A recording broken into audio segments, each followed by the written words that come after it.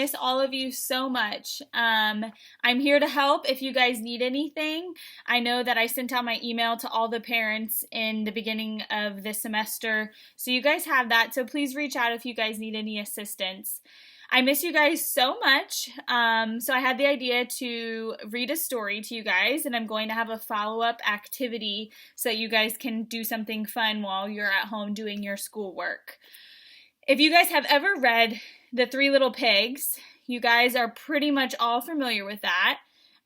So the book that I'm going to read is kind of a twist on the original Three Little Pigs. So this story is called The True Story of the Three Little Pigs. So I'm going to read and I'll show you guys the pictures and hopefully you'll enjoy it and you can follow along. The True Story of the Three Little Pigs. Everybody knows the story of the Three Little Pigs, or at least they think they do. But I'll let you in on a little secret. Nobody knows the real story because nobody has ever heard my side of the story.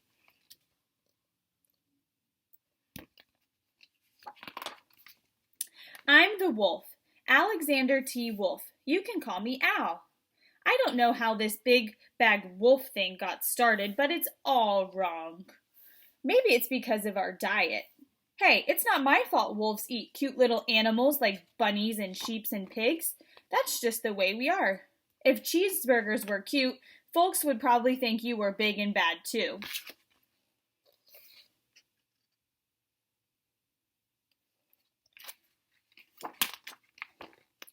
But like I was saying, the whole big bad wolf thing is all wrong. The real story is about a sneeze and a cup of sugar.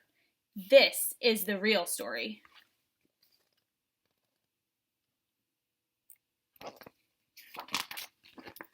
Way back in Once Upon a Time, I was making a birthday cake for my dear old granny. I had a terrible sneezing cold. I ran out of sugar.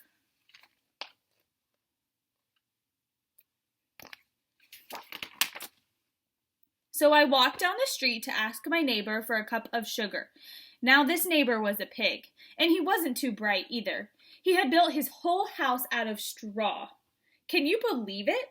I mean, who in his right mind would build a house of straw?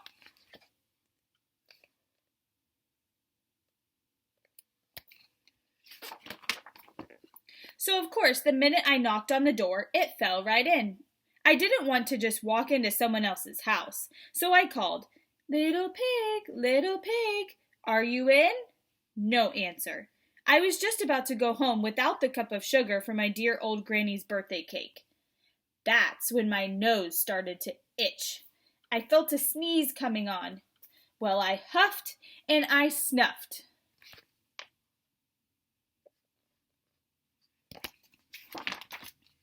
And I sneezed a great sneeze. Achoo!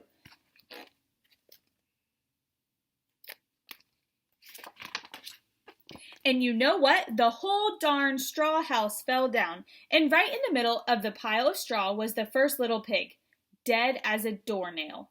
He had been home the whole time. It seemed like a shame to leave a perfectly good ham dinner lying there in straw, so I ate it up.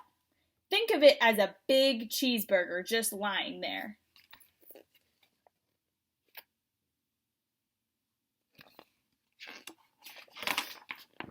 I was feeling a little better, but I still didn't have my cup of sugar, so I went to the next door neighbor's house. This neighbor was the first little pig's big brother. He was a little smarter, but not much. He had built his house of sticks. I rang the doorbell on the stick house. Nobody answered. I called, Mr. Pig, are you in? He yelled back, Go away, wolf, you can't come in.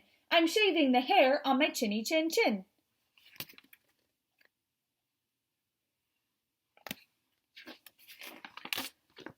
I had just grabbed the doorknob when I felt another sneeze coming on.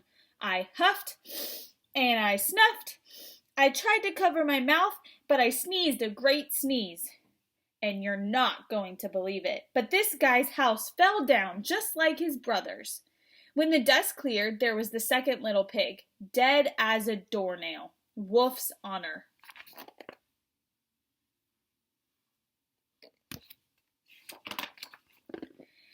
Now you know food will spoil if you just leave it out in the open, so I did the only thing there was to do. I had dinner again. Think of it as a second helping. I was getting awfully full, but my cold was feeling a little better. I still didn't have that cup of sugar for my dear old granny's birthday cake, so I went to the next house. This guy was the first and the second little pig's brother. He must have been the brains of the family. He had built his house of bricks. I knocked on the brick house. No answer. I called, "Mr. Pig, Mr. Pig, are you in?" And do you know what that rude little porker answered? "Get out of here, wolf! Don't bother me again."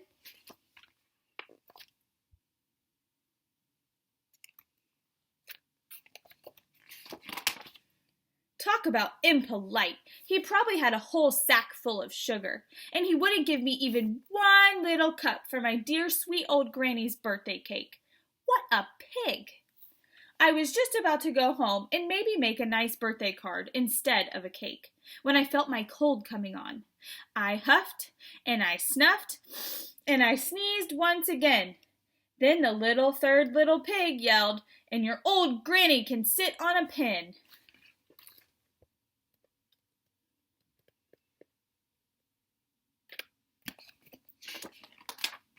Now, I'm usually a pretty calm fellow, but when somebody talks about my granny like that, I go a little crazy. When the cops drove up, of course, I was trying to break down this pig's door.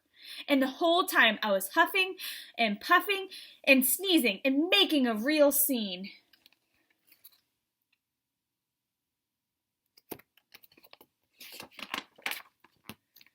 The rest, as they say, is history.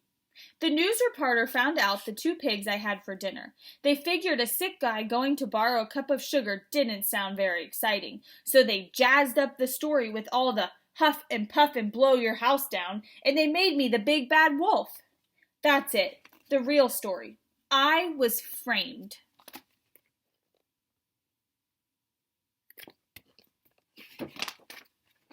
But maybe you could loan me a cup of sugar.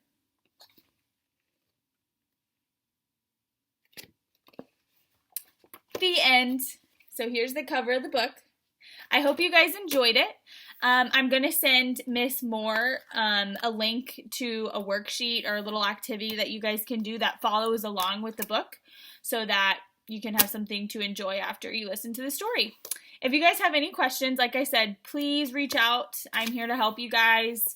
We're in my internship for the next month for the month of April, and then we'll be all finished. So good luck to everyone as you begin your e-learning journey, and I wish you guys good luck, and I hope you guys are all safe. Bye!